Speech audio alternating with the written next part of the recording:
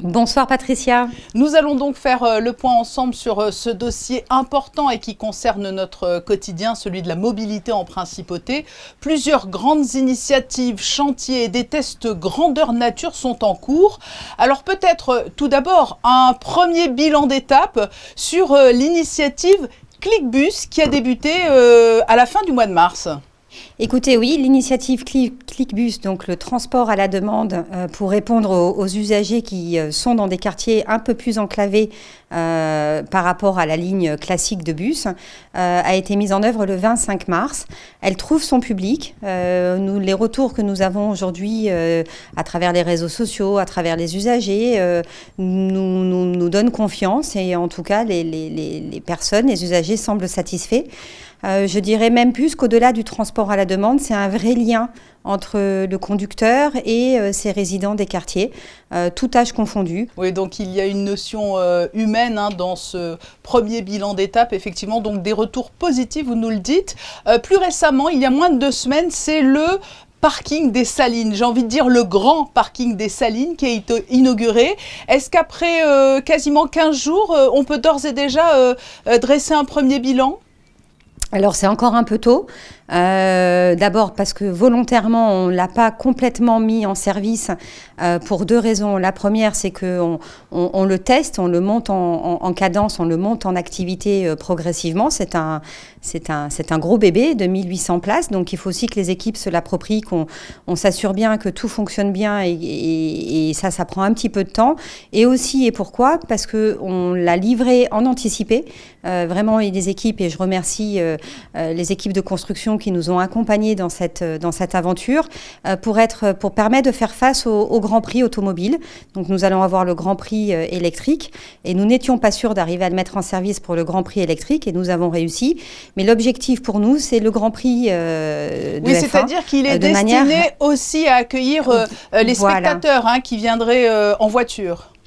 Tout à fait. Nous espérons, et l'Automobile Club nous a accompagnés dans la communication sur leurs réseaux sociaux, inviter en fait les usagers, les visiteurs du Grand Prix, avec un tarif avantageux de 20 € pour la journée, et les bus mis à disposition gratuitement pour amener justement les spectateurs sur le site du Grand Prix et permettre ainsi d'éviter de densifier à nouveau la circulation dont on sait au moment du Grand Prix qu'elle est particulièrement difficile et particulièrement contrainte. Sachant qu'il y a à proximité du parking 2 lignes de navettes, mais destinées là au plus grand nombre toute l'année.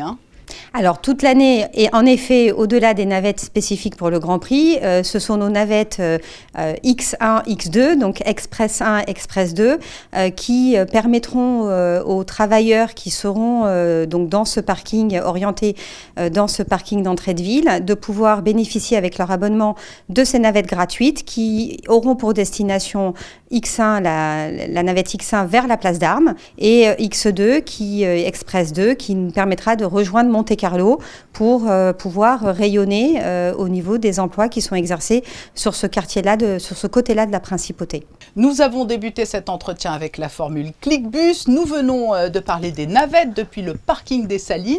Et 2 lignes font également actuellement l'objet d'un test grandeur nature. Qu'attendez-vous de ces lignes expérimentales ? Alors, les 2 autres lignes expérimentales express, donc X3 et X4, sont des lignes d'est en ouest. L'objectif étant d'essayer de répondre à la problématique de la vitesse commerciale, dont on sait qu'elle est un peu déceptive. Des fois, c'est trop long pour aller du côté est de la principauté, donc le quartier Saint-Roman, vers Place d'Armes. Et donc, l'idée a été de lancer 2 lignes différentes. La première qui passe par qui est devant le Monte-Carlo Bay et qui va longer toute la voie, tout le bord de mer, avec très peu d'arrêts pour être efficace et pouvoir aller du point A jusqu'à la place d'Armes, puis jusqu'à Fontvieille. La seconde ligne sera au niveau du boulevard d'Italie et permettra de rayonner en passant par le boulevard du Larvoto, donc inédit. On a très rarement vu des bus circuler sur le boulevard du Larvoto, avec un arrêt boulevard d'Italie, puis Portier, puis ensuite il réempruntera le boulevard du Larvoto pour revenir vers la place d'Armes.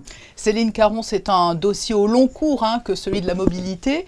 Quelles sont les prochaines échéances importantes en la matière ?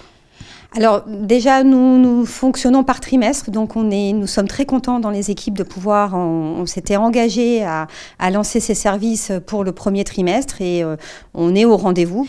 Il va falloir qu'on arrive à rendre les parkings de centre-ville, par exemple le parking du casino, aux usagers consommateurs de la principauté pour permettre aux commerçants de répondre en tout cas aux attentes des commerçants qui se plaignent de ne pas avoir assez de disponibilité dans ces parkings. Et puis on a les chantiers au long cours comme vous le savez le chantier de la Brasca qui nous anime. Donc on pourra progressivement vous faire des points d'étape trimestre après trimestre pour vous dire où nous en sommes sur le grand plan de mobilité que nous vous avons annoncé il y a quelques mois maintenant.